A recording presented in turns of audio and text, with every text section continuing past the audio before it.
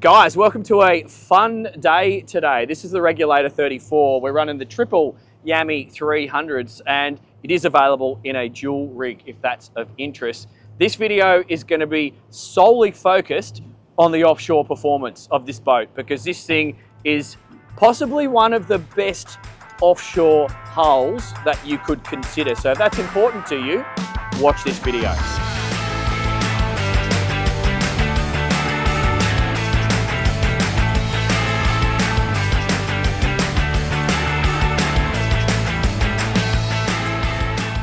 Beautiful. This is such a pleasure to drive these Regulator hulls. Oh, beautiful landing, so good.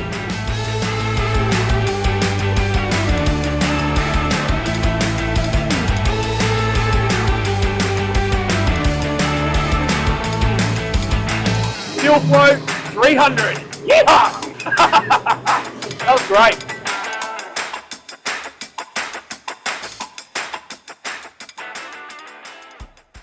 Okay guys, got to start this test out in the ocean being a Regulator. If you haven't seen my video on the 41 quad rig of this hull, it's incredible. On that day we had some really rough conditions, so head over to the channel page and search that out if you're interested in a Regulator hull. We have, as you can see, it's glass out, but we do have some ground swell, and so I will be able to get the boat up and moving and demonstrate what she's like with up and across some of these waves, or not waves, just a little bit of swell movement. We do have some humpback whales fully breaching. We've got some unidentified fish basking on the surface, and so I will just have to keep an eye out. I've got two sets of eyes up on the bow, also giving me a lookout for that scenario, because I don't really want to hit a whale, I should say. Today that would be less than ideal. Running the triple rig, your options are the triple rig or the twin 450s now, I believe. I think it was originally 425s. I think logic says with a triple, we're going to have more torque down low. So I'll tell you in a second, but it seems logical with 3 propellers as opposed to 2. We're going to have a bit more, we're going to be pushing more water, so our acceleration is going to be a little bit more exciting, but our top end speeds, well, we'll find out. Let's do this. So I've got no trim tabs, I've got engine trim down, and I've just got straight up to 4,200 revs, and now I'll put a little bit of bow down. And I'm just playing with my trim tab settings there, so I've just got 3 tabs down, and I'm cruising at 3,900 revs, and I've got a GPS speed of 32 knots.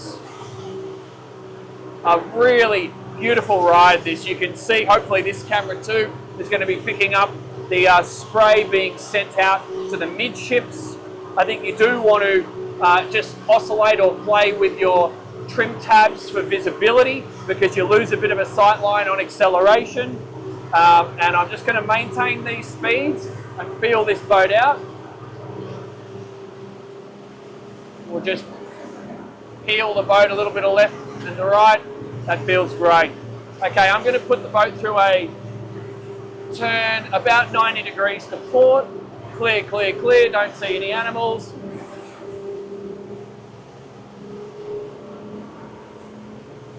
Beautiful. This is such a pleasure to drive these Regulator hulls. Just climbing up over the back of some of those waves there.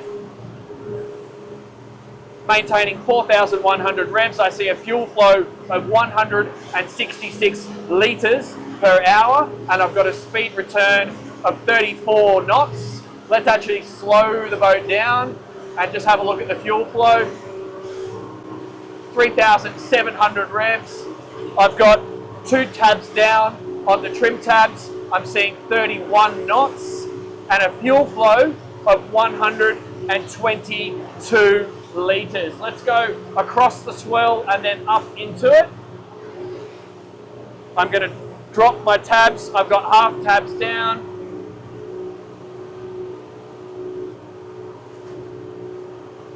Nice amount of heel angle, low gunnels. Do make sure you wear your safety on this one, because with this low gunnel, I think that's wise. I'm coming in at 28 knots. I didn't want to come in at the highest speed until I felt the hull. So there you go, I got a little bit of vertical acceleration there. So I'm going to drop my trim tabs and just settle that hull down a little bit. And now I've done full tab, and I do notice that. That's noticeable. 28 knots, 3,700 revs, fuel flow at 127 to 129 litres total, I believe. Oh, I better check that. And just incredibly capable. In the little swells that we have right now, I can just feel this thing is going to be a real weapon. Nice landing. Okay, not sending any water up on the side. Still got full trim tabs down. I'm going to go around to port. Coming through at 27 knots. Raising trim tabs a little bit. Now I've got the swell on the starboard bow, and I'll be taking it on the beam again in a second. Beautiful. You can really pick your lines with a boat like this. I like having a lot of space here at the helm, so I can spread my legs. I can assume that boxing stance, do a bit of a sporty drive if I wanted to. Lean back here. I like the contour and the bolster here. That allows me some sideways protection. And you can also push yourself back into this seat if you're just eating up miles. But if you want to be active driving, hand on the throttles, you're going to be off the seat if you're my stature. Let's go down swell, raise tabs. We're going to start increasing speed, and we're going to do wide open throttle. Down some waves here, a few little short lumpy ones. 34 knots, 35 knots, 4,300 revs, 195 litres to now 200 litres consumption. Clear, clear, clear. Do I see any whales up ahead? No, no, no. Okay, reducing tab. I'm going to start braking left in 3, 2, 1. Increasing speed. Increasing speed. I think I still need a little bit of tab down for these waves. 4,700 revs. Hey! Love the sound of a Yanny at full speed. 4,800. We've got plenty more in the rev range. I'm just trying to pick my times with the swell conditions.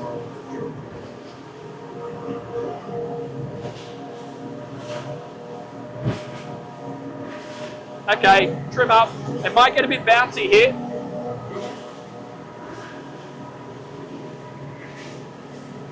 $4,009. That's trim tabs fully up. I think this might be my last go. Engine trim up. Fuel flow 290. Speed coming through 44 knots. 45 knots. 5,300. Little bit of vertical acceleration on the bow. 5,400. 47 knots. Fuel flow 300. Yeehaw! That was great. Okay, I'm going to settle that down. That never gets boring. Okay, let's just settle that bow down. I feel confident to do these sorts of speeds in the ocean on this hull. I would not do that on every boat, but this thing gives me the confidence to do it. Let's just do a couple of turns. I did see a whale here before actually, so I'm going to hook it around and I'll stay out of that general region because I can't see the whale and I don't really want to meet him at a closing speed of 33 knots. Good viz, great viz, no water, completely dry. Oh, beautiful landing, so good.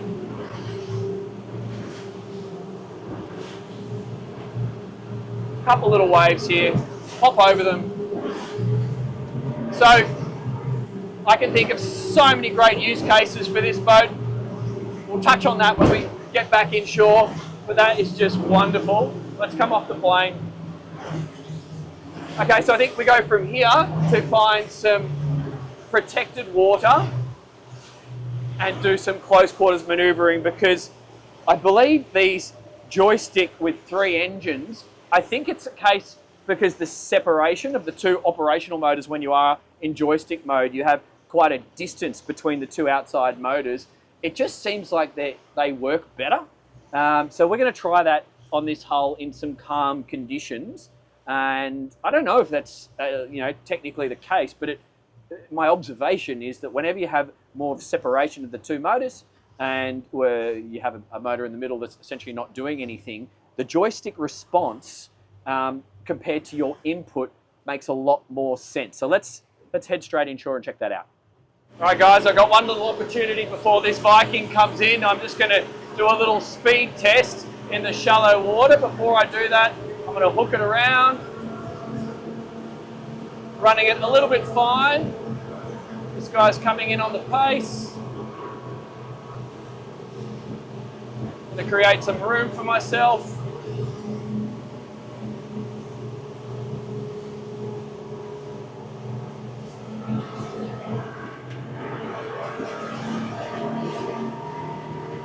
If I go quiet, it's because I'm concentrating. I'm going to go around this little day boat here. Got a jet ski to the right. Trim tabs are coming up. Jet ski's not looking. Okay, he's seen me. Wide open throttle. Trim up. Trim up. 43 knots, 5,100 revs, totally flat water. Here's my run. 5,200 revs, 46 knots, 290, 300 litres. Woo! 47 knots. That's way faster than what I'm allowed to do in here, so that was good fun. Let's slow it down.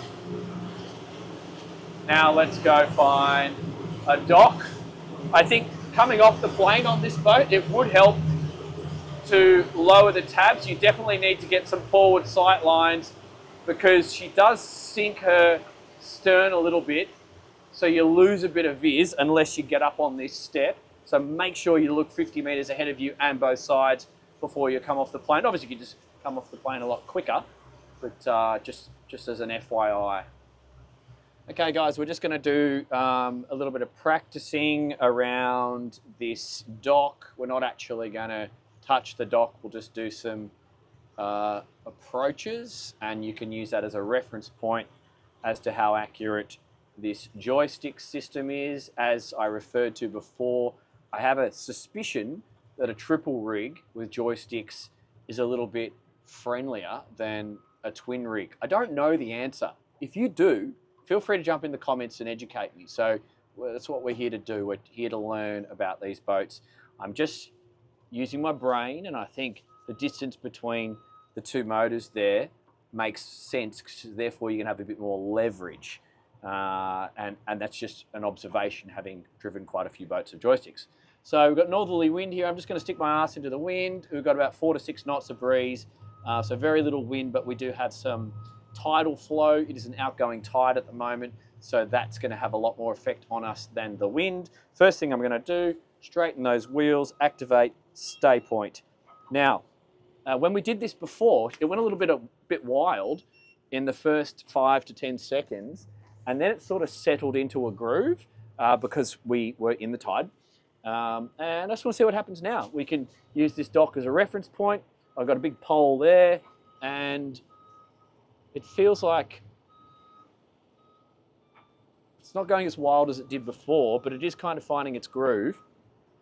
We've got wind this way, tide that way. There you go. That's actually pretty good. Now, as you may have seen me mention on previous videos, whenever I have the opportunity to, if I'm going to activate a stay point joystick, I try to do it with the engines pointing into the wind. Now, if you're not sure which way the wind is coming, basically just turn your head when you feel wind on one ear. That'll give you an indication. And then when you feel wind on both ears, your nose is pointing into the wind. Obviously, you can look at flags as well, and that'll give you a helping hand. Moored boats sometimes, but in an area like this, which is shallow water, broad water up here in the Gold Coast, Queensland, we do have a lot of tidal flow. That's probably going to take priority over the wind in many situations, so don't necessarily rely on that. And look at it, it's really found its groove now. See how the motors are sort of just doing their thing? And I just think that distance does actually make a difference. Okay, let's deactivate stay point and let's start sliding the boat, joystick sideways. I won't introduce any twist. And I'm just going to, sorry, you've got to press joystick on this one. I was on a Mercury yesterday where you don't have to do that, so too many boats. Okay, thrust limit. All right, let's just go sideways. Let's look at the bow. I'm not twisting the bow. So yeah, like many joystick systems, that's taking the boat at a bit of a diagonal manner. So you do have to use your situational awareness and apply some twist if you want to slide the boat in a parallel manner. So hopefully that's coming up on the camera, that now with a little bit of twist and some consistent sideways push, the boat is actually going where I want it to go. You do notice a little bit more rock with a 24 degrees of dead rise as opposed to a flatter hull, but obviously the benefit is such that it's a very, very beautiful ride in the ocean, but she will get a bit of a rock on a bit more than some of the flatter bottomed hulls. And I'm coming in at like a knot or two. And now I'm just going to slow that rate down. And I'm actually going to stop the boat by doing some thrust the other direction.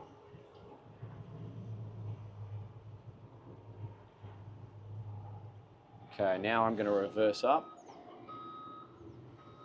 And I'm going to twist in reverse, see how she goes. So I can steer the boat.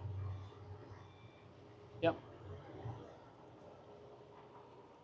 Now I'm going to stop it on this pole. And I'm going to twist it to starboard. Now here's where I feel like I could do with a bit more power.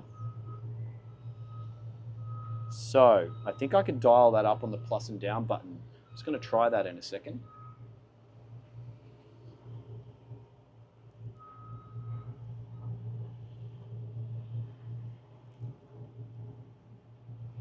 Yeah, it's holding its position quite well just with oscillating that joystick on the spot. If I go up, thrust limit, boom, boom. Okay, limit number 5. Now let's go back the other direction and see what thrust limit 5. I was on thrust limit 3. Yeah. A lot more power here, guys. Well, that's all pretty logical, pretty easy. So you just got to take command by pressing joystick. You can press stay point if you need to hold position to sort out the decks. You can then select the thrust position depending on the strength of the wind, and then you can complete your maneuver. Slow that down. I'm not a fan of just releasing these joysticks. I always like to slowly bring them back to the center line. And let's just give it a little sideways push. Oh yeah, heaps of power. Heaps, she lurches into gear. I'm doing this in tide. And then if you just need to simulate slowing down, make sure you do it a few meters away from the dock and slow the boat's momentum, because you might, like we did just there, get a little bit of bow movement, which could require some last minute corrections before you actually touch up on the fenders. That's all pretty logical, no issues. I think it's time to go and drop the anchor.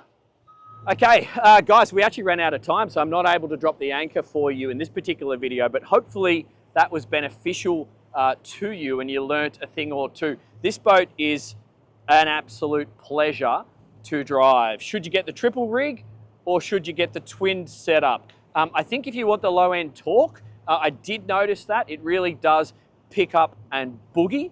If that's important to you, go ahead and do it. I do suspect as well that close quarters maneuverability is going to be a bit of an advantage with this setup too. And it just looks cool. Like, come on, seriously, that looks really, really awesome.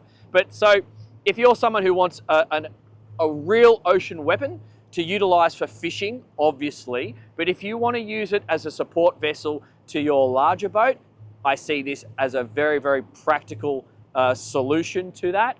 Or if you want to use this to perhaps transit between locations, you might have a beach house or a coastal property somewhere that you want to get to from the city through seriously exposed waters, then this boat's going to be a wonderful solution for you. Don't have time to film a tour on this one today, so you'll just have to stay tuned and we'll film that another day.